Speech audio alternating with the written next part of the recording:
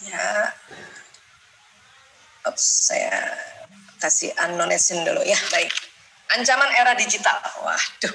Ya, kalau saya sih lebih senang nostalgia aja dulu nih. Barangkali ada yang umurnya sama dengan saya nih ya, yang lahir tahun generasi X ya. Baik. Jadi ya, ini kan ada perkembangan zaman yang luar biasa ya. Ini cuma diambil dari empat angka tahun aja, padahal sebetulnya dari dulu setiap zaman itu berkembang. Setiap zaman itu berkembang biasanya ditandai dengan sebuah teknologi, ya. Dan setiap zaman juga kalau ada teknologi baru itu jadi sebuah ancaman juga. Ya, ancaman kah atau tantangan? Ya, ini dia ya. Kita flashback dulu, kita ke belakang, tahun-tahun ke belakang. Apa itu? Ya, saya senang sekali cerita tentang sesuatu itu berdasarkan sejarah ya. Ya ini, era alfabet. Lama banget dong ini kita ngomongnya ya. Iya, ya. Jadi pada saat era alfabet dulu, ini juga menjadikan ancaman. Bayangin, alfabet A, B, C sampai Z ya, dan ada huruf yang lainnya ini. Ini ancaman loh dulu ini. Ya. Kok tahu Bu Aisyah ini ancaman ya? Ya ini ada sejarahnya. Jadi saat alfabet ditemukan beberapa ribu tahun yang lalu, ya, maka para filsuf berspekulasi bahwa komunikasi dengan cara baru ini akan berpengaruh negatif terhadap daya ingat manusia. Ini kata orang ya pada saat alfabet ABC ditemukan.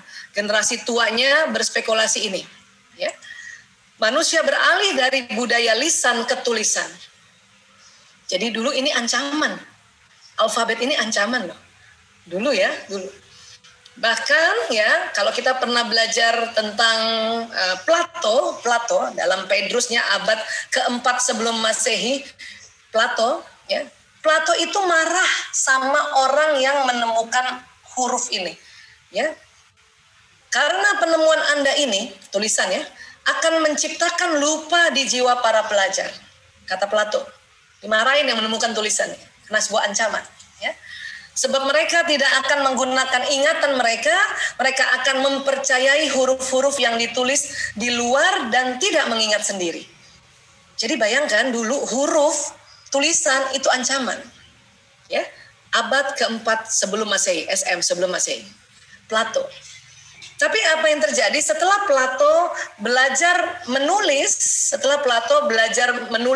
menggabung alfabet tadi menjadi kata dan menjadi kalimat, akhirnya Plato apa yang terjadi? Dia senang sekali menulis. Makanya tulisan-tulisan Plato itu banyak. Salah satunya bukunya ini, Plato dalam Phaedrus ya, Plato's Phaedrus ya. Nah, tulisan ini dia yang tulis sendiri. Mengabadikan kesan dia pertama kali yang menganggap bahwa A, B, C, D itu ancaman. Dia tulis di sini. Sampai sini bisa sepakat dulu ya. Artinya setiap teknologi, kalau ada teknologi baru itu ancaman, dianggap ancaman. Jadi bukan ancaman digital saja, digital ini ancaman. Dari dulu pun ancaman. Bayangkan dulu teman-teman, orang-orang itu nulis itu nggak di kertas, ya, di batu. Ini batu. Ini adalah sebuah teknologi yang pada saat itu keren banget. Dan anak-anak muda tergila-gila membaca tulisan di batu. Ini belum ada kertas nih, batu. Kebayang nggak zaman dulu kenapa orang tua marah? Karena orang zaman dulu itu budayanya tuh lisan, ngomong, ya, ketemu orang, hey apa kabar? Kira-kira begitu ya. Nah, pas ketemu batu ini ada tulisannya, anak mudanya tunduk. Kalau ketemu orang tua anak mudanya tunduk. Sama nggak sama sekarang? Sama ya. Yang beda apanya?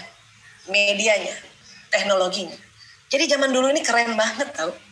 Mungkin kalau orang-orang bercerita ya, mungkin kalau ceritanya panjang mungkin ada 10 batu ya dia bawa gitu. Ya. Tapi ini dianggap ancaman loh. Oke. Dan kemudian pada saat generasi kertas, udah mulai kertas ditemukan. Ya, kertas dari papirus, ya, dari tanaman papirus yang kayak singkong itu dibikin kertas. Nah, orang tambah seneng baca. Kenapa? Kalau batu berat ini kertas kan lebih tipis, jadi lebih tebel lagi. Orang lebih seneng nulis. Bahkan dulu yang namanya teknologi tulisan tuh kayak gini nih. Ini keren banget nih zaman dulu. Yang tadinya menjadi sebuah ancaman. Ya, kemudian menjadi sebuah tantangan, ya, huruf-huruf itu dibikin sedemikian rupa sehingga tulisannya bagus. Artinya Artinya setiap era itu ada ancamannya. Ini saya mau flashback dulu ya. Jadi bukan melulu digital ada ancaman. Oke? Nah, sekarang ini pada zaman tahun 46 sampai 64 itu ya teknologi itu kayak gini ya. Saya waktu kecil banget lihat di kampung nenek saya itu ada telepon engkol kayak gini. Wah, itu kalau ada rumah yang ada teleponnya engkol kayak gini tuh udah keren banget tuh rumah itu tuh. Ya, ini kita nostalgia ya. Ini komputer zaman dulu segede gini. Ya, televisi kayak gini ya. Ini tahun-tahun 61 79 sudah mulai canggih, ada telepon umum, ada telepon kayak gini warna-warni. Dan Martin Cooper adalah seorang karyawan Motorola yang dapat menciptakan atau menemukan satu penemuan yang luar biasa, yaitu telepon genggam. Ya, ditemukan tahun 1973. Kalau ada kakek-kakek kita atau kalau saya ayah ya yang punya HP kayak gini nih, itu keren banget saat itu tuh, canggih banget, ya. Dan ini nggak murah loh zaman dulu ini. Sekarang HP kayak apa harganya ya, sangat murah ya. Dan tahun-tahun itu juga ditemukan ya seperti ini, ya, PC, personal computer kayak begini itu, ya. TV zaman dulu nih ada Atari 2600 tahun 77 ini udah keren banget. Yang unik zaman dulu itu kalau TV rusak, goyang-goyang gambarnya supaya betul dipukul. Pak gitu. Ya. Saya ingat tuh waktu ibu saya bilang ya, ini kan goyang-goyang gambarnya. Nah, itu goyang-goyang gambarnya. Pukul di atasnya, dipukul. Bener ya. Sama zaman dulu, anak zaman dulu dipukul jadi bener. Kalau sekarang udah nggak cocok. Mana boleh televisi, laptop, atau komputer yang zaman sekarang kita pukul, malah hancur. Ya, makanya ya generasinya juga anak-anaknya yang lahir di era sekarang itu nggak boleh lagi dipukul, nggak cocok. Ya, nah, kemudian kita nostalgia lagi. Nah, ini zaman saya kecil nih, ya seneng banget main congklak, main bekel, main karangbol, aduh keren banget waktu itu, monopoli, catur sampai sekarang masih ada ya. Ini ya, non digital ya, ini menyenangkan sekali ya. Banyak ibu-ibu suka tanya, gimana Bu Esa supaya anak-anak gak main gadget terus. Saya tanya sama ibu, Bu, di rumah ada mainan apa selain gadget? Aduh gak ada Bu Esa. Saya tanya satu kali lagi, ada congklak gak? Gak ada. Ada bekel? Gak ada. Karangbol apalagi Bu Esa? Ya udah kalau gitu catur, gak ada. Monopoli nggak ada. Loh, gimana mau bisa kita mengalihkan anak-anak main gadgetnya ya kalau tidak menyiapkan permainan-permainan non-gadgetal. Tapi dia seneng main layangan. Syukur kalau memang begitu. Tapi tidak semua tempat bisa main layangan. Di Jakarta mau di mana main layangan? Ya, kadang-kadang di atas rumah gitu. Oke.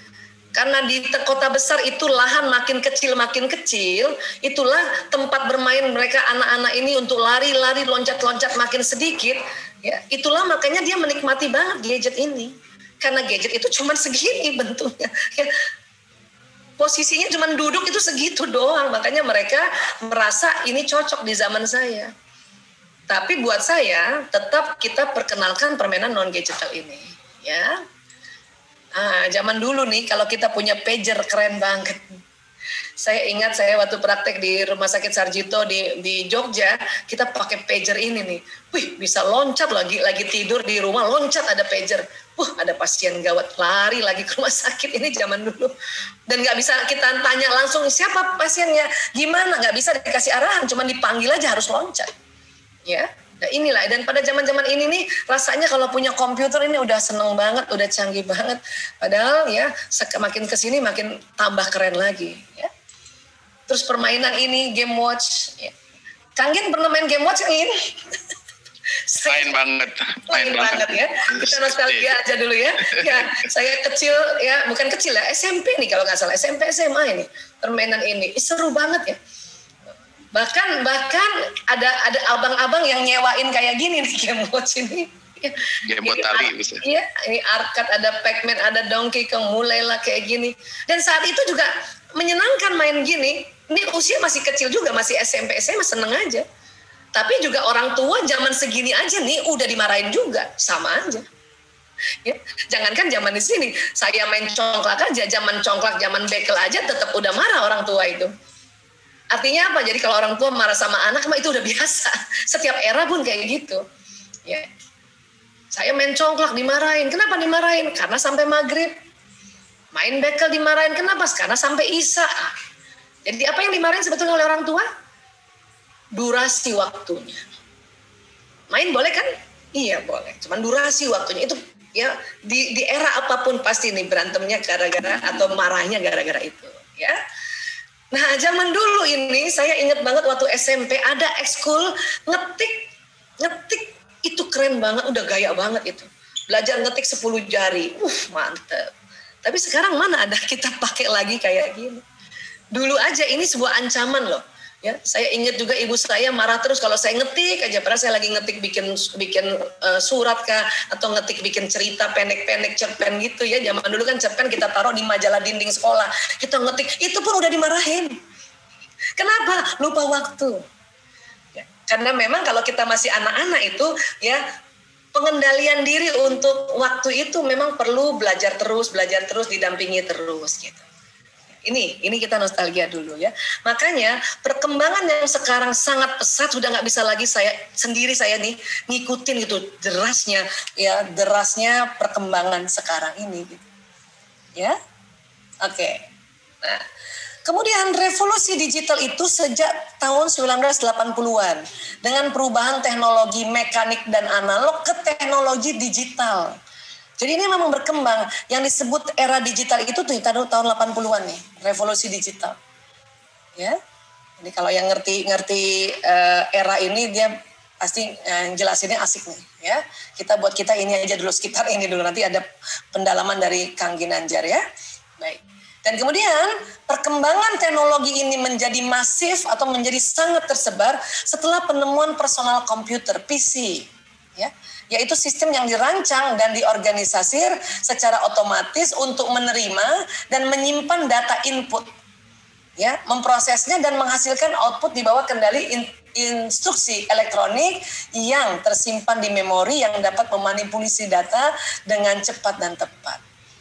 Itu makanya jadi sangat menyebar luas karena ada ya komputer udah bisa di rumah ya. Ini dengan semua peralatan ini hanya di satu tempat mejanya ya. Bahkan nanti lagi kalau sudah mulai pakai laptop udah di mana-mana bisa mengakses data, memasukkan, memproses dan sebagainya. Itu makanya jadi sangat menyebar teknologi ini. Kalau dulu PC zaman dulu itu kan mesin ketik ya. Dan ini aja PC ini aja udah asik banget dulu. Saya ingat juga waktu saya SMP SMA sudah punya komputer kayak gini. Itu kalau ada karya tulis buatan tugas sekolah kita ngetik itu. Walaupun itu masih warnanya hijau warna itu, nggak ada gambar, nggak ada lah, ya. Itu aja sudah sangat menikmati gitu, sangat bermanfaat. Apalagi sekarang, ya. Nah, jadi teknologi digital yang semakin canggih menyebabkan terjadinya perubahan besar dunia. Ini kita harus sadari, ya. Dan era digital ini ya, apakah sebetulnya kita siap atau belum siap atau ini sebuah opsi ya atau sebuah pilihan ya? Ya biarin nih era digital nih, walaupun era digital saya nggak mau pakai digital. Di rumah saya nggak boleh ada digital sama sekali. Apakah itu suatu opsi? Ya. Atau ada orang bilang sebetulnya Indonesia belum siap dengan era digital. Betul nggak? Ya. Bukan masalah siap atau belum siap atau ini harus suatu pilihan, bukan. Era digital ini adalah konsekuensi. Dia akan terus berkembang walaupun kita tahan-tahan nggak mau pakai digital. Dia berkembang terus. Bagaikan kita hidup di dunia itu ada gelombang air di laut, tetap nyala dia, tetap jalan. Ini namanya konsekuensi era. Mau nggak mau kita pakai. Buktinya hari ini, sore ini ya dengan dibantu dengan teknologi digital kita bisa jumpa padahal ya masing-masing tadi ada yang di mana, tadi ada teman tuh ya, ada Mbak siapa tuh ya di Malang ya. Halimatus Sa'diyah, Masya Allah. Terus ada teman-teman yang lain, saya jadi bisa ketemu Mbak Di walaupun secara offline belum jumpa ya. Nah ini konsekuensi. Artinya apa Bu Esa? Artinya kita diminta menguasai dan mengendalikan teknologi dengan baik dan benar agar memberi manfaat yang sebesar-besarnya. Ya. Saya sebelum cerita tentang ancaman, kita harus sadar lagi bahwa ini era digital. Nggak ada yang bisa nahan, nggak bisa. Itu kayak air laut tuh hantem pantai. Ya, ini. Jadi sehingga tentu setiap era ada dampak positif dan negatif. Itu jelas. Tadi kita sudah cerita itu, ya, abad keempat sebelum Masehi, huruf aja itu ada dampak positif dan negatifnya, atau ada orang yang pro, ada yang kontra, baru huruf loh. Sekarang kita jutaan tahun berikutnya bagaimana? Ya. Apakah huruf-huruf itu ya lebih banyak buruknya? Enggak kan?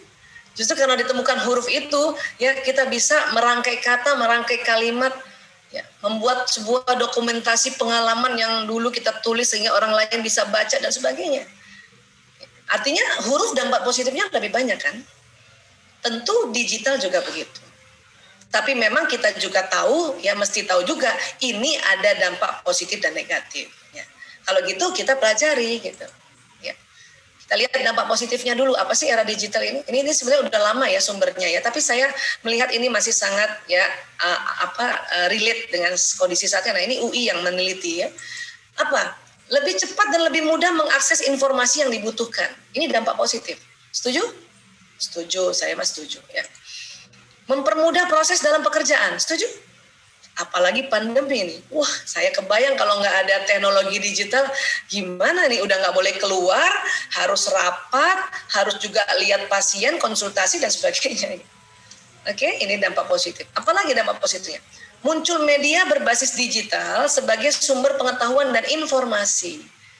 Ya, jadi sekarang kita nggak beli koran lagi, nggak beli majalah. Kadang-kadang kita koran kebanyakan bingung ditumpuk di mana gitu kan.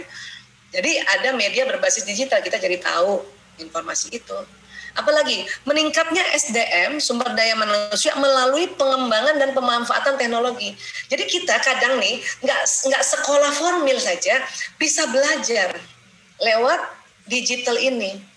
Ya, jadi SDM kita, sumber daya manusia kita bisa ya meningkat. Ya, ini. Kemudian apalagi muncul berbagai sumber belajar online. Perpustakaan online. Nah sekarang pas pandemi belajar online benar-benar pakai digital ini. Kalaupun sampai sulit pakai digital karena sinyal atau mungkin gadgetnya yang belum ada, mau nggak mau ya terpaksa pakai buku-buku standar atau buku-buku yang ada di rumahnya ya. Tapi itu tadi belajar online hampir seluruh dunia sekarang ini pakai digital ya. Apalagi munculnya e-business. Elektronik bisnis seperti toko online menyediakan berbagai barang kebutuhan dan mudah mendapatkan. Saya kebayang lagi pandemi gini kemudian nggak ada online kayak apa itu ya. Ya inilah dampak positifnya. Oke, banyak kan dampak positifnya. Nah sekarang dampak negatifnya, ya ini juga sudah diriset ya. Ancaman pelanggaran hak kekayaan intelektual karena akses data dan yang mudah dan menyebabkan plagiatis akan melakukan kecurangan. Ini nih, karena saking mudahnya ambil informasi, mudahnya copy paste, diambil terus tidak dikasih sumbernya. Ya, kadang-kadang bikin karya tulis, ada karya tulis orang nih kita pakai ini aja ganti nama, itu plagiat gitu. Itu dampak negatif sebetulnya. Dampak negatif. Itulah makanya kalau bisa-bisanya kalau kita pun mengutip informasi kasih tahu dari mana itu. Ya. Kemudian apa lagi? Ancaman terjadinya pikiran pintas di mana anak-anak terbiasa berpikir pendek dan hanya mau membaca yang ringkas. Ya, teman-teman, Bapak Ibu, kita mau cari apa aja silakan searching di Google. Ya, keren banget itu. Tapi memang yang ringkas-ringkas. Ini dianggapnya negatif oleh sebagian orang, sebagian ahli. Kalau saya sih menganggap ya itu cara cepat juga untuk mengetahui sesuatu secara ringkas. Nggak apa-apa juga sebetulnya ya. Cuman itu tadi kita ajarkan anak untuk, nak kalau lebih dalam baca bukunya ya nak, baca literaturnya nak, gitu. Ya tinggal kita ajarin. Terus apa lagi? Ancaman penyalahgunaan pengetahuan untuk melakukan tindakan pidana. Ini nih. Ini ancaman era digital nih banyak yang gini nih. Ya. Terus apa lagi? Ya, tidak mengefektifkan teknologi informasi sebagai media atau sarana belajar. Misalnya sudah mendownload e-book tetapi masih mencetaknya. Jadi tren digital itu sebetulnya ingin paperless. Artinya tolong tidak terlalu banyak pakai kertas. Ya, makanya itu tadi buku-buku semua di elektronik, ya, koran semua udah di elektronik, majalah, supaya nggak terlalu banyak pakai kertas. Cuman karena mungkin kayak saya ya, era yang saya ya, udah kebiasaan apa-apa kertas, e-book itu nggak cukup, pasti kita print lagi ya. Padahal itu sebetulnya itu nggak efektif. Ya, ini menurut ya para ahli, terutama dari UI, mengumpulkan apa dampak negatifnya. Kalau kita lihat tadi cuma 4 ini dampak negatifnya. Tadi ya dampak positifnya itu ada sekitar 8, 2 kali daripada dampak negatif. Ya. Dan kalau kita bicara tentang ancaman era digital, itu kita akan bicara ini. Ya. Apa itu Bu Aisyah? Ini ancaman era digital. Ya. Kayak apa? Nah, satu, ini yang disebut ancaman pencurian identitas. Ya. Ini ancaman ini lagi banyak banget ini, ya. Jadi apa yang dicuri sih? Yang dicuri apa? Kartu kredit, ya, kartu asuransi kesehatan itu nomor-nomornya gitu. Ya. Ini banyak. Ini yang disebut ancaman era digital tuh ini. Ya, ini sebetulnya. Oke. Terus apa lagi? Ya. Apalagi bocornya informasi. Kenapa tanpa sadar kita di media sosial kita berbagi informasi data diri kita. Ada foto anak-anak, ada foto suami lengkap. Ya, saya kemarin perhatikan, iya ya kita sendiri yang bocorin informasi. Sehingga kadang-kadang itu bisa diambil oleh para mafia sebetulnya. Ya. Nah, ini. Kemudian apa lagi? Ya. Penipuan perbankan ini sering banget. Kenapa? Karena transaksi supaya lebih mudah kan pakai kartu nih. Ya. Tapi ini banyak banget bocor ini, hati-hati. Ya, ini penipuan perbankan ini banyak juga orang itu mafia ya. Mungkin dia pelajari bagaimana ini seluk beluknya untuk bisa pura-pura jadi bank atau pura-pura jadi suatu institusi sehingga bisa menipu. Ya. Ini ancaman ini. Ya. Terus apa lagi? Pelanggaran keamanan website. Jadi banyak pelaku kejahatan cyber ya untuk membobol ini. Dan kadang-kadang ya kita punya mukanya muka kita ya. IG mukanya muka kita, nama-nama kita, di bawahnya itu ya Allah, ya. Nggak pernahnya jualan ayam ada di situ. Ya, jadi ada pelanggaran keamanan website ini, walaupun semua yang membuat website ini menawarkan keamanan, tetapi tetap aja bisa. Ini dibuat ancaman juga. Ya. Apalagi troll internet. Ya, ini menyebelin nih troll internet. Kenapa? Ada orang tuh seneng banget mengacaukan informasi data kita. Atau kita lagi seminar gini, ada yang masuk terus kacau. Saya sama Kang Gin pernah tuh mengalami itu ya kan, waktu Hari Anti Narkotika kita tanggal 26 Juni. Kita merayakan Hari Anti Narkotika dalam rangka kita kumpullah bersama adik-adik mantan pecandu untuk berdoa bersama. Itu juga ya diganggu itu. Dan seneng banget loh, itu seneng banget. Ada orang kok seneng ya menebar kekacauan gitu ya. Nah, ini 5 ancaman di era digital nih yang kalau kita bicara tentang ancaman era digital, ya. Nah, terus apa yang harus kita lakukan sebetulnya? Tadi kan kita sudah belajar ya, kita tahu bahwa setiap era ada ancamannya. Berikutnya adalah sadar juga bahwa kita ini generasi berbeda, orang tua dengan anaknya. Ya, ini beda-beda nih. Saya saja di generasi X, tahun 65 sampai 79. Ya. Kang Gin di generasi apa, Kang? Mbak Di umur berapa, Mbak Di? Mbak Di lahir tahun berapa, Mbak Di? Kang Gin lahir tahun Gen Y saya. Di sini ya? Tahun 80-an? Ya Allah, muda banget Kang Gin. Ya, di sini biar jadi muda. Mbak Di lahir tahun berapa? 92, dokter. 92, generasi Y. Ya. Inilah generasi milenial angkatan pertama. Ya. Nah, yang milenial saja, anaknya kan sekarang di Z ya, atau di Alpha. Artinya antara orang tua sama anak itu pasti beda generasinya. Tentu beda pendekatan pemahaman tentang ya ancaman generasi. Anak-anak kita sekarang dia nggak rasa itu sebuah ancaman itu yang lainnya. Ya. Oke, ya ini kalau ini namanya baby boomer ya, 4664. Ini mungkin masih ada oma yang di sini. Di atasnya ini ada nggak Bu Esa baby boomer? Ada, masih sangat sedikit sekali. Ya, yang lahir sebelum 46. Itu namanya eldest ya. Tertua gitu kali ya. Ya, ini saya di sini generasi X, suami saya sudah baby boomer.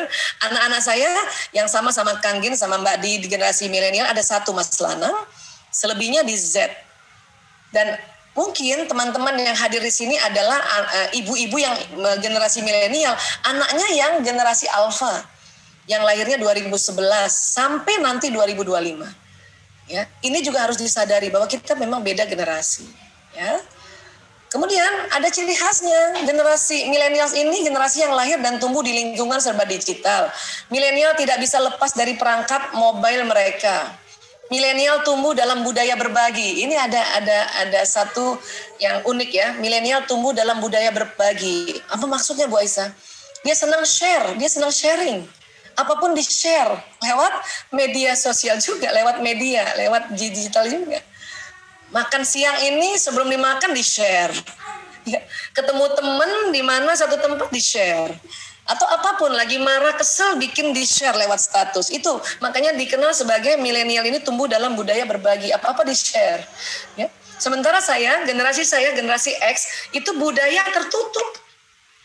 Kita sedih, nggak kita share ke orang-orang. Kita tulis di mana? Buku diary. Kalau perlu buku diary-nya itu ada gemboknya, nggak boleh ada yang lihat. Walaupun orang tua kita. Barangkali ada ibu-ibu yang sama umurnya sama saya pakai buku diary. Mbak Di waktu muda nggak pakai buku diary kan? Saya juga. Masih pakai. Ya, tapi anak sekarang kan bukan buku diary ya. Bukan ya? Iya, dan itu di-share tentang apa perasaannya. Itulah makanya disebut milenial tumbuh dalam budaya berbagi. Ya, di-sharing semuanya. Kita malah kalau sedih nggak mau dikasih tahu, mereka ngasih tahu. Kalau perlu ada yang like. Wow.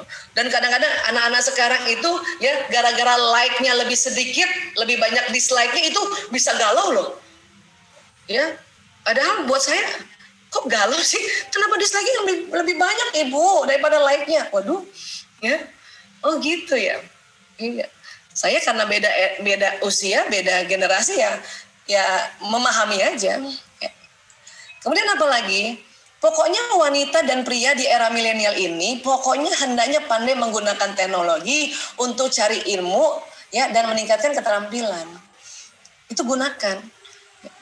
Saya saja yang generasi X ini ya sudah mulai pinter nih, pakai Zoom, sudah mulai pinter ya bikin modul sendiri, cari sendiri. Kalau dulu selalu bantuin anak, bantuin tim lah di yayasan. Sekarang udah mulai pinter, malah jadi menyenangkan kan gitu. Ya. Kemudian media sosial itu apa sih? Media sosial itu adalah media yang berupa situs-situs yang melibatkan teknologi berbasis internet. Ya, ini kan banyak sekali ya sekarang. Medsos mendorong dan memungkinkan penggunaannya untuk berbagi informasi dengan keluarga, teman, dan orang lain yang memiliki ketertarikan yang sama. Ya. Artinya apa? Artinya memang ini budaya sekarang untuk berbagi. Tentu kalau ada yang tertarik kan pasti lihat, pasti kasih like. Ya. Jadi informasi ini bisa informasi pribadi, foto dan video, dan informasi umum, berita dan hiburan. Ini memang kondisinya kayak gini. Terus jadinya gimana sih harusnya? Nah, media sosial juga ternyata memenuhi kebutuhan dasar manusia. Apa kebutuhan dasar manusia? Senang bergaul, senang mengungkapkan diri, dan untuk diterima. Makanya semuanya di-share. Saya dulu juga pertama kali lihat kayak gini aneh gitu. Kok di-share ya? Karena kita dulu nggak begini gitu ya. Tapi ya apa boleh buat, kita juga paham, oh ya kayak gitu ya. Paling nggak senyum-senyum sendiri aja kalau lihat anak-anak belum apa-apa, difoto dulu baru dibagi ya. Untuk itu kita harusnya bijak. Bijak apa ya? Bijak berkomentar untuk di media sosial. Bijak apa? Bijak menulis dan men-share berita. Karena tadi budaya sharing kan, budaya berbagi. Dan juga bijak dalam waktu penggunaan bagi diri sendiri. Untuk anak bagaimana Bu Esa? Ini juga ajarin juga bijak 3 ini. Karena anak-anak kalau terlalu banyak diajarin, ya terlalu banyak larang-larang, itu malah dia nggak dikerjakan. Pokoknya nak bijak berkomentar ya nak, kalau ada temenmu apa, kamu harus bijak berkomentar ya, yang baik, benar, pantas. Gitu. Menulis ada share berita tuh yang bijak ya, harus tahu mana yang hoax dan sebagainya ya nak. Dan bijak dalam penggunaan waktu bagi diri sendiri. Nah cuman ini sangat variasi. Ada keluarga yang saklek banget, anak-anak pokoknya habis belajar online simpen semua gadgetnya, ada yang begitu. Ada anak, ada ibu atau keluarga juga masih sudah lebih bisa. Oke, habis belajar online, anak-anak masih dikasih kesempatan untuk bermain dulu. Yang penting pas azan sholat dulu, baru main lagi. Ada yang begitu, ya. Ada orang ya sudah deh, karena semuanya milenial, semuanya oke, semuanya butuh juga digital, teknologi, silakan pakai. Yang penting waktu makan malam bareng, simpen semua digitalnya atau simpen semua gadgetnya. Itu juga bisa kayak gitu, ya. Apapun itu, pokoknya masing-masing keluarga punya cara sendiri, kebijakan sendiri. Yang penting waktu kita memberitahu pada anak yang lembut caranya. Itu saja sebetulnya. Sebetulnya ada dampak yang buruk nggak sih? Ya kalau dampak buruk ya apapun apa buruk. Zaman batu juga buruk. Apa buruknya zaman batu Bu Aisyah? Kalau dia jengkel tuh batu dilempar ke orang, itu juga buruk. Memang ini juga sumber dari theasianparent.com mengatakan bahwa ini nih gangguannya, mengganggu pertumbuhan otak anak, tumbuh kembang yang lambat, obesitas karena mereka sambil nonton sambil makan, kurang tidur kalau lagi nonton sesuatu yang berseri atau main game online yang berseri. Kelainan mental bisa juga Bu Esa, menurut The Asian Parent iya begitu. Ya, sifat agresif, iya bisa juga kalau dia ya selalu gemes kalau main, apalagi kalau dia memang punya predisposisi ya pribadi sizoid, ya pribadi memang sudah ada genetiknya kelainan mental, tambah itu bisa kecanduan dengan gadget, iya betul. Pikun digital, ada istilahnya pikun digital, iya bisa. Radiasi emisi, iya banget, ya. Proses belajar yang tidak berkelanjutan karena mereka ya habis belajar dia main dulu, iya. Ini ya yang dikumpul oleh theasianparent.com bahwa ini bahayanya. Ya. Terus kalau gitu anak-anak ini boleh main gadget atau digital tuh gimana sih ini dia? Anak umur 0 sampai 2 tahun tidak boleh terpapar oleh teknologi sama sekali. Saya untung alhamdulillah anak saya waktu 0-2 tahun itu digitalnya lagi belum sepesat sekarang. Hanya mereka nonton TV saja, ya nonton video. Itu pun ya pada 0-2 tahun lebih banyak saya bawa anak-anak pergi kantor atau pergi kerja, jadi lebih banyak main sama ibunya di mobil dan sebagainya. Ya. Umur 3-5 tahun dibatasi menggunakan teknologi hanya 1 jam per hari. Ini Akademi Dokter Anak Amerika ya. Kemudian 6-18 tahun dibatasi 2 jam saja per hari. Bisa nggak Bun? Saya waktu lihat ini ya saya cuma senyum saja. Oh, yang penting ini patokan dari Akademi Dokter Anak Amerika. Adapun yang sekarang ini agak susah, apalagi pandemi. Nggak mungkin 2 jam. Orang sekolahnya aja dari jam 7:30 sampai 7:30, ada yang sampai sore, ya kan? Artinya kalau saya ambil dari sini, ini yang saya ambil banget ini yang ini 0 sampai 2 tahun. Ini saya ikuti nih. Makanya kalau ada ibu-ibu tanya, Bu Aisyah, ya anak saya umur 1 tahun, ya ajak main yang lain, ajak main yang non gadget, paksa diri ibu ajak main, ya. Ini saya pakai nih. Tapi yang udah kesini nih, nampaknya untuk era sekarang, apalagi pandemi nggak mungkin, ya. Makanya di dalam peraturan-peraturan itu perlu bijaksana, lihat kondisi juga, ya. Terus soal mata, ini paling penting ya soal mata nih, ya. Kelelahan mata atau computer vision ini, ya computer vision syndrome dialami oleh 50% sampai 90% pengguna gadget karena terlalu lama melihat layar gadget. Miop minus ini juga membuat ya anak-anak banyak minusnya. Jadi kalau mencegahnya gimana? Ini ya kalau kita lihat gadget ini ya sebisanya jarak 50 sampai 60. Saya sendiri makanya saya bikin ini jauh banget ini ya dia punya monitor jauh sekali. Karena buat saya juga yang matanya udah mata tua ya, sudah plus, makin jauh makin asik lihatnya gitu. Makin jauh masih enak. Jadi kalau ada orang baca buku atau baca kertas dia nggak pakai kacamata terus dia udah begini, itu berarti udah ya matanya plus itu. Ya. Kemudian tutup dengan kedua tangan saat mengistirahatkan mata jadi gitu. Atau pakai yang kain tutup mata itu ya. Kemudian biasakan mata untuk sering berkedip setiap 3 sampai 4 detik ya, selama 20 menit bisa membantu mata beristirahat Ya, jadi sering berkedip. Kemudian ya teknik mengistirahatkan mata bisa tiap 20 menit istirahatkan mata selama 20 detik dengan melihat objek-objek yang jauhnya kurang lebih 6 meter. Jadi ini kalau saya biasanya nih udah habis seminar gini sebelum tanya jawab atau setelah tanya jawab itu saya harus lihat tempat lain yang dia lebih jauh gitu. Ya, lebih jauh. Sebanyak selama berapa? 20 detik. Itu yang minimal harusnya 20 menit sekali. Tapi kadang-kadang kita sulit juga nih. 40 menit kasih paparan, 50 menit masih belum bisa ngelihat 20 detik. Tapi tetap berusaha untuk ini. Atau pijat dengan lembut permukaan kelopak mata dengan gerakan melingkar. Di sini, ya, kelopak mata melingkar. Lembut ya, harus dengan lembut. Gitu ya. Nah ini dari pesan dari Mr. Speedy nih. Tapi ini saya setuju ya. Ya. Dan kemudian kalau gitu gimana dong? Gimana sebagai orang tua? Kalau saya, ya orang tua harus pandai ya mengelola emosinya. Kalau bicara emosi itu bicara tentang otak manusia. Otak manusia Allah ciptakan, dimasukkan, ditaruh di dalam kepala. Itu ada otak besar, ada otak kecil. Laki-laki otaknya lebih besar, lebih berat daripada perempuan. Laki-laki itu otaknya beratnya sekitar 1,5 kilo sampai 1,6. Perempuan 1,3 sampai 1,4. Jadi laki-laki memang otaknya lebih berat. Ya. Saya sama Kang Gin, lebih berat Kang Gin itu otaknya itu dibanding saya. Ya, itu hebatnya laki-laki ya. Nah, kemudian ya kita harus pahami bahwa diri kita tuh ada otak emosinya. Anak-anak juga ada otak emosinya. Di mana Bu Aisyah? Di tengah. Semua orang iya. Walaupun masih bayi iya. Semua orang bahkan di dalam rahim seorang ibu otak emosi juga sudah terbentuk. Maka kadang-kadang janin suka emosi kalau ibunya misalnya marah-marah melulu, tendang sama si janin di dalam rahim itu gitu. Atau ibunya nangis terus atau sedih terus ditendang gitu. Ya, karena sudah terstimulasi emosinya. Bahkan hewan golongan mamalia pun punya otak emosi seperti ini. Ini disebut sistem limbik atau the limbic system. Makanya sering disebutnya otak mamalia. Itulah makanya sebetulnya manusia itu punya sifat binatang memang di otaknya ini. Itulah Allah berkata, ya Allah berfirman bahwa kita nih manusia ini ya bisa kayak binatang, bahkan lebih rendah dari binatang kita punya perilaku. Karena memang di otak manusia itu ada otak limbik sistemnya.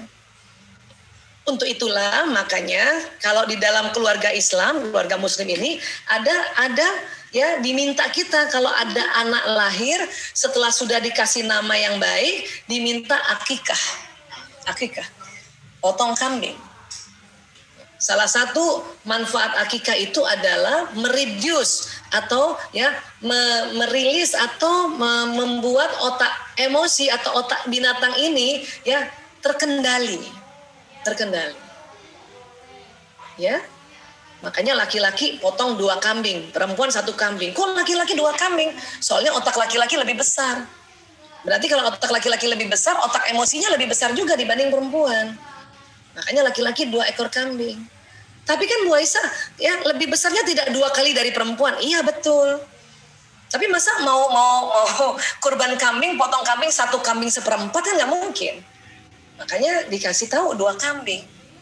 Perempuan 1 kambing, cukup 1 kambing. Kenapa? Memang otak emosinya perempuan lebih kecil. Bu Aisyah bisa diganti dengan ayam? Nggak bisa. Ayam bukan mamalia. Kambing yang mamalia. Kok harus ditekankan sih akikah? Bu Aisyah bukan yang mampu saja. Nggak mampu pun niat dari awal supaya Allah kasih rezeki ada kambing dan akikah. Kenapa begitu? Karena selama 22 tahun saya ngurus narkoba, kalau saya lihat ada pasien yang perilakunya benar-benar kayak binatang, saya suka tanya itu sama orang tua kalau konseling. Pak, Bu, maaf, Ananda sudah diakikah? Anak sudah diakikah ini? Belum Bu Aisyah? Anaknya udah 30 tahun, 35 tahun, 40 tahun. Ya, dalam hati saya membuat ya observasi kecil-kecilan gitu. Ya, survei kecil-kecilan nih, kalau anak yang bengal banget ini ya, itu lebih banyak yang belum diakikah itu. Walaupun mungkin anak yang sudah diakikah bisa bandel juga gara-gara narkoba, tetapi yang belum diakikah itu lebih banyak. Itulah makanya saya sudah dalam rehabilitasi juga ya tekankan untuk orang tua untuk akikah Pak, akikah anaknya Pak. Ya, niatin akikah walaupun anaknya sudah 30 tahun, 40 tahun, 50 tahun, niatkan ya. Insya Allah tuh ada rezekinya akikah. Ini penting akikah itu. Ya. Jadi buat teman-teman ya yang sudah akikah anaknya, alhamdulillah. Yang belum, ayo niatkan, doa kenceng, insya Allah ada rezekinya untuk akikah. Oke? Nah, sekarang kaitannya tentang emosi. Ibunya ada emosi, bapaknya juga ada emosi, anak ada emosi, guru ada emosi, semua ada emosi. Tapi kalau kita mau cerdas mendidik anak, tentu kita ya perlu banyak belajar, itu betul. Berikutnya apa? Perlu untuk mengelola emosi. Inilah yang disebut kecerdasan mengelola emosi, emotional intelligence.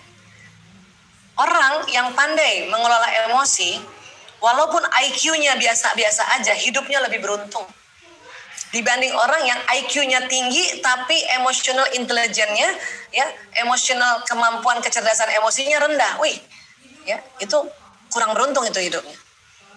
Bu Esa, anak saya IQ-nya bagus, emosinya, pengendalian emosinya bagus. Alhamdulillah banget itu.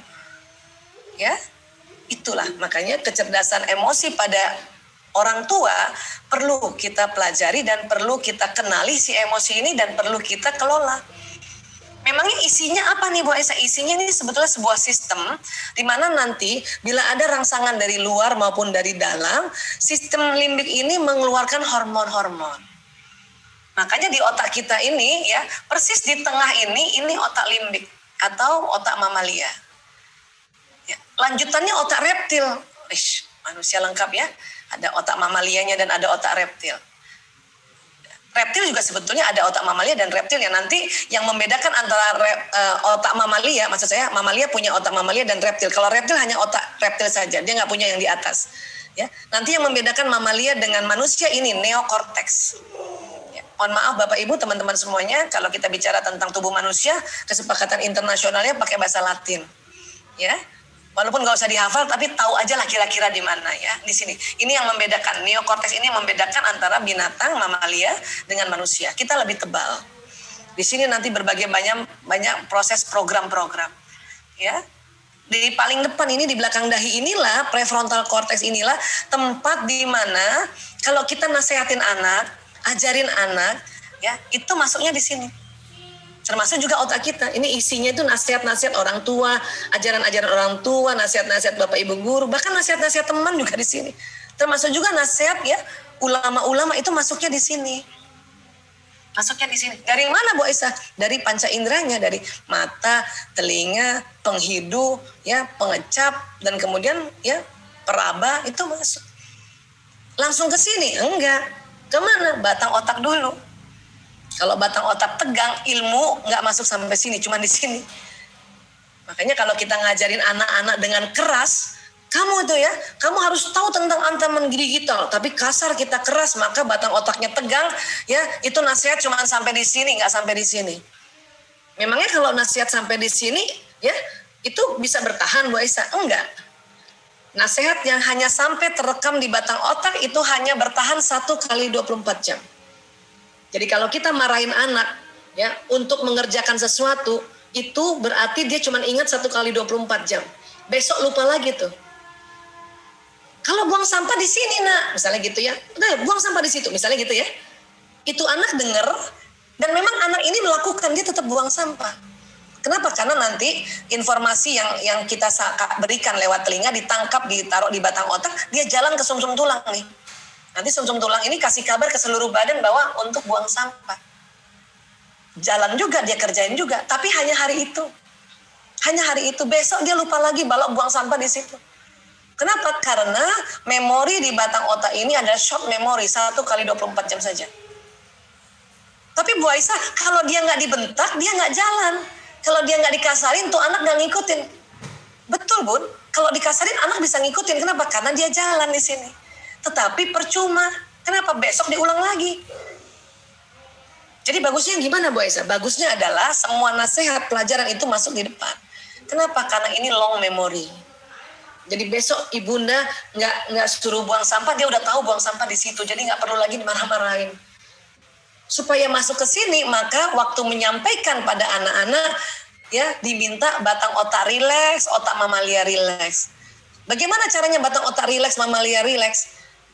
Ya, kita menyampaikannya dengan lembut, ya, dengan menyenangkan, itu membuat rileks. Karena anak-anak kadang batang otaknya ini kalau lihat orang tuanya tegang. Sebetulnya batang otak reptil ini untuk apa sih Bu Aisyah? Ini Allah ciptakan otak reptil untuk menjaga manusia dari serangan luar. Serangan orang jahat kah, serangan binatang buas. Jadi kalau kita dikejar serangan binatang buas, otak reptil ini bekerja. Apa yang dia kerja?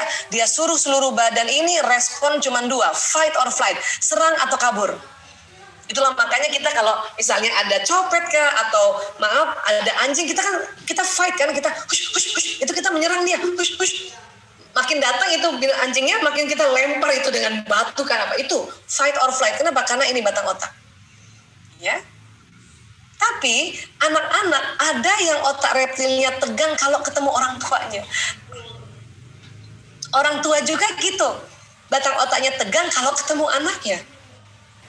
Apalagi pas pandemi ini, batang otak kita itu ya tanpa sadar tegang dalam waktu cukup panjang, sudah 8 bulan ini. Itulah makanya pada saat Bunda nemenin anak-anak daring di rumah, itu paling tinggi itu. Makanya bundanya juga cuma 2 responnya, fight or flight. Ya, serang itu anak atau kita tinggalin aja, masa bodoh. Nah itu batang otak yang kerja berarti. Ya, belum lagi otak mamalia nih, ini lebih variasi lagi. Anak juga begitu, disuruh orang tuanya belajar karena tegang batang otaknya, lihat orang tuanya tidak lembut tambah tegang, maka fight or flight. Dia bantah orang tuanya dia karena fight atau dia ngambek. Itu flight. Itu adalah kerja batang otak ya yang tegang. Kalau otak emosi bagaimana? Kalau otak emosi lebih variasi. Ya.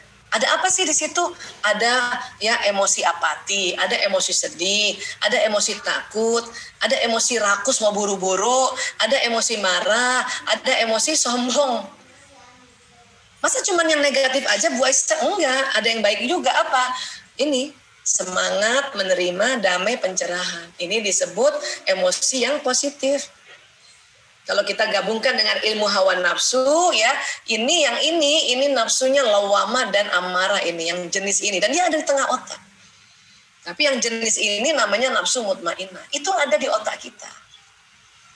Jadi gimana dong Bu Aisyah supaya batang otak itu rileks, otak mamalia rileks, sehingga kita nanti ya semangat untuk dampingi anak-anak. Mungkin selama ini teman-teman sudah lakukan, Bapak Ibu sudah lakukan. Apa? Tanpa terasa Bapak Ibu tarik nafas kan? Tanpa terasa Bapak Ibu istighfar kan? Ya? Iya. Itu udah benar. Tapi kok saya masih marah terus? Tambahin istighfarnya. Apa sih keutamaan istighfar? Banyak sekali. Ini satu hadis saja udah 3 keutamaannya. Ya, Rasulullah SAW bersabda, siapa saja rutin membaca istighfar, maka Allah akan memberikan solusi atas setiap kesulitannya. Penyelesaian bagi setiap permasalahannya. Dan dia akan memberinya rezeki dari jalan tak terduga. Jadi ayah bunda, kalau ayah bunda merasa bahwa kondisi sekarang digital atau gadget anak-anak ini membuat sulit dia, maka istighfar dulu. Istighfar dulu. Ya. Kenapa? Karena Nabi ya bersabda, Allah akan memberikan solusi atas setiap kesulitan kita. Dan kalau kita anggap kondisi sekarang pandemi ini masalah, maka kita diminta istighfar, perbanyak istighfar, rutin baca istighfar.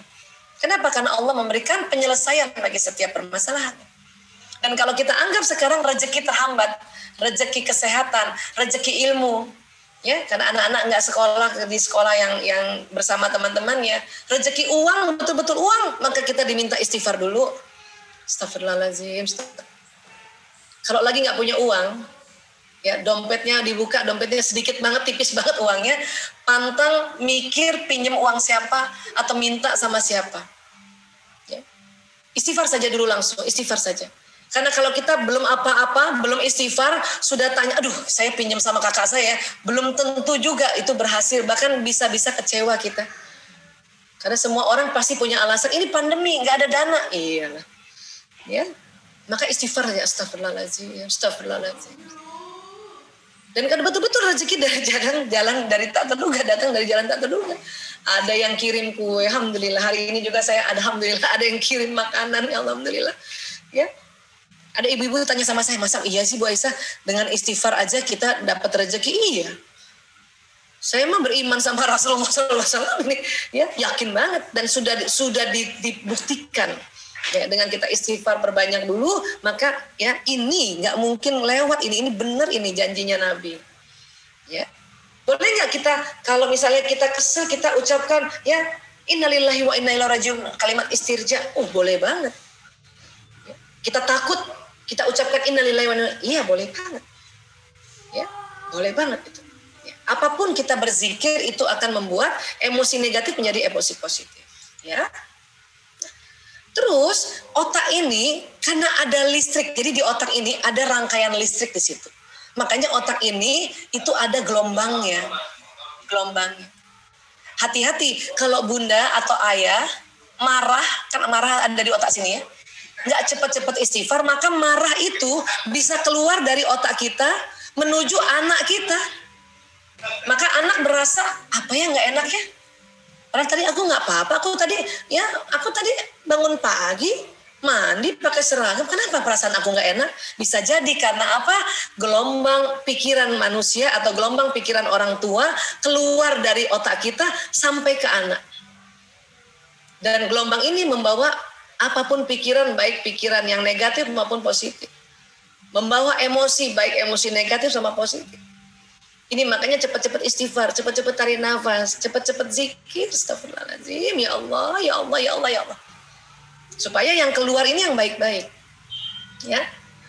Nah, daya listrik otak hanya mempunyai daya 5-10 watt, memang kecil.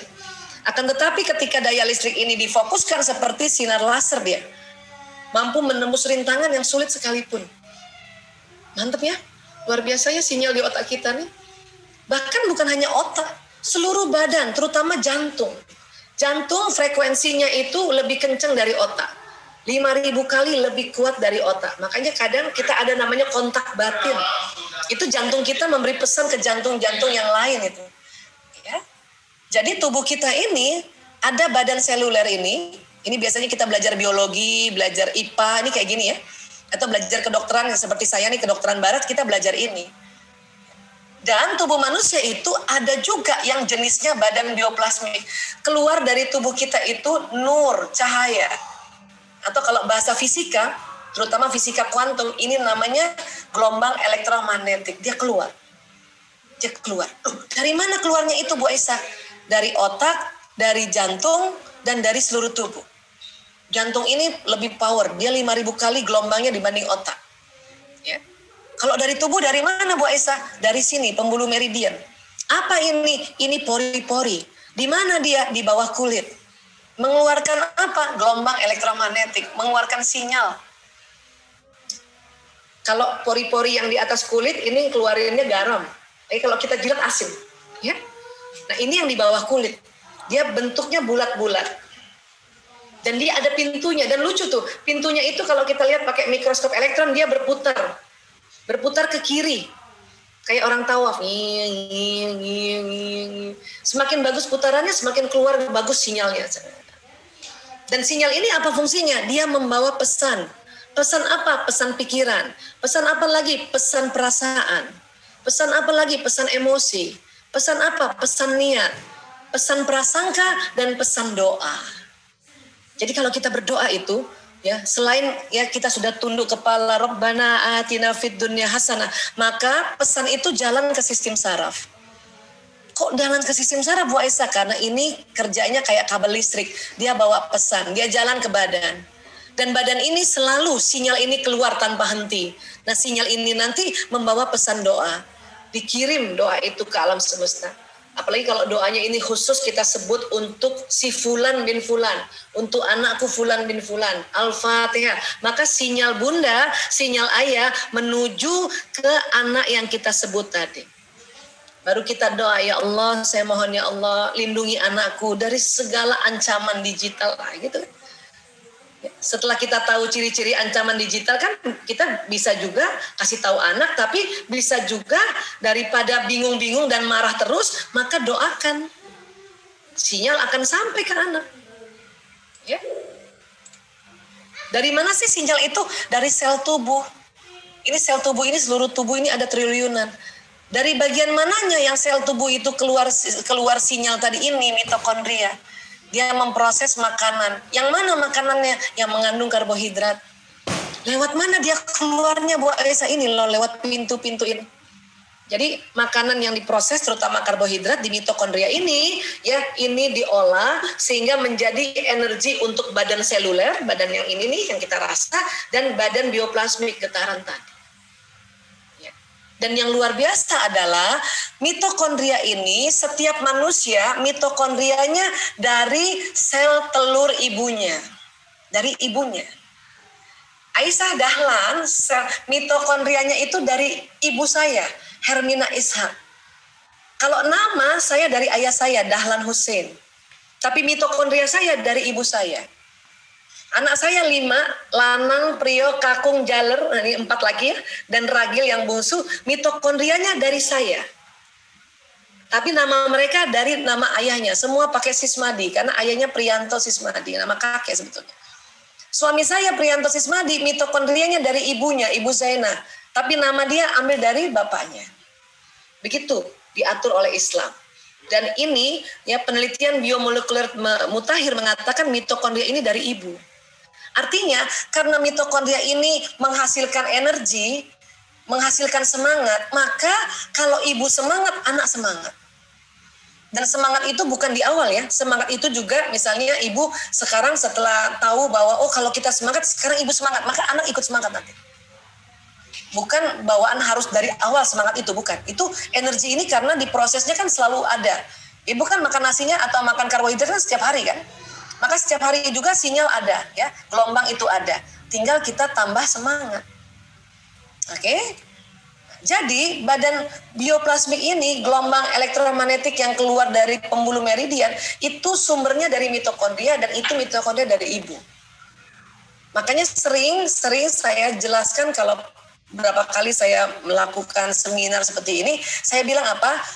Sinyal anak sama dengan sinyal ibunya. Sinyal anak sama dengan sinyal ibunya. Itulah makanya mengapa ibu kalau doakan ke anak itu cepat banget jalannya itu. Ibu sama anak itu satu provider. Untung sekarang era digital ini bisa menjelaskan tentang badan meridian dan badan bioplasmik. Jadi sesungguhnya manusia ini adalah gadget yang Allah ciptakan. Cuman kita ya ketutup dengan gadget yang manusia buat. Sehingga kita nggak punya ilmu tentang gadget diri kita ini.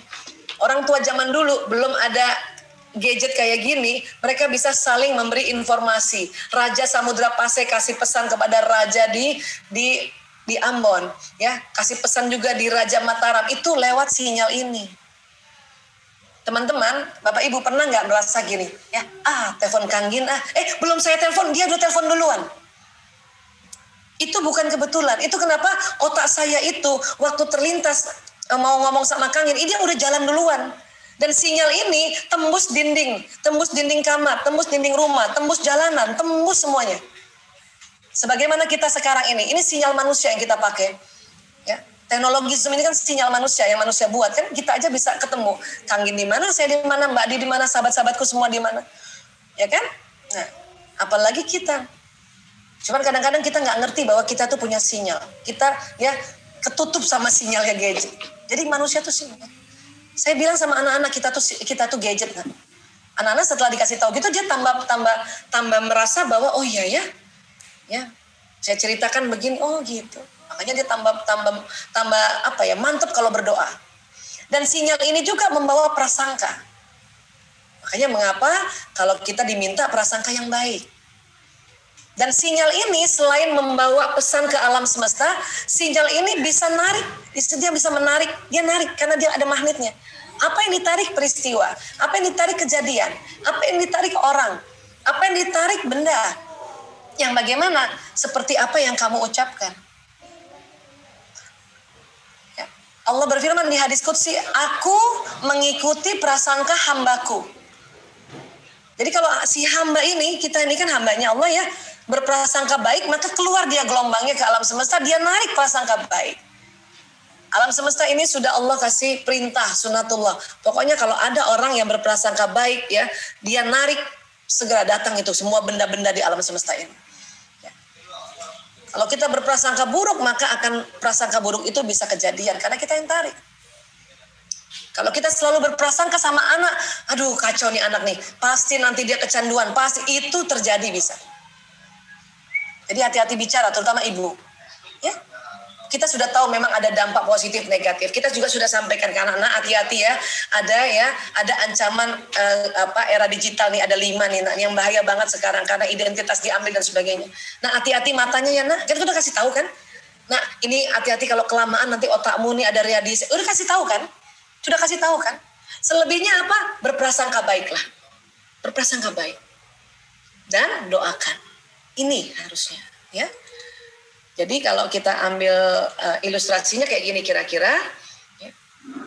Pada saat kita ngomong sesuatu itu dia dari otak tuh jalan ke badan, dan pembuluh meridian itu kayak pintu tuh, lihat. Ini ada 7 meridian yang besar di badan kita ini, dan yang paling kuat itu ada di jantung. Ya pintunya kayak gitu. Pada saat pintu lancar itu sinyal keluar itu. Makanya seseorang kalau ketemu orang lain sinyalnya itu kalau orang ini gembira, orang yang ada di dekatnya ikut gembira. Itu namanya memberikan vibrasi, memberikan resonansi. Dan pada saat kita doa, sinyal ini memanjang, tembus segalanya. Kita kalau udah ngomong energi itu nggak ada batas, semuanya sama alam semesta ini. Ya, ini dia.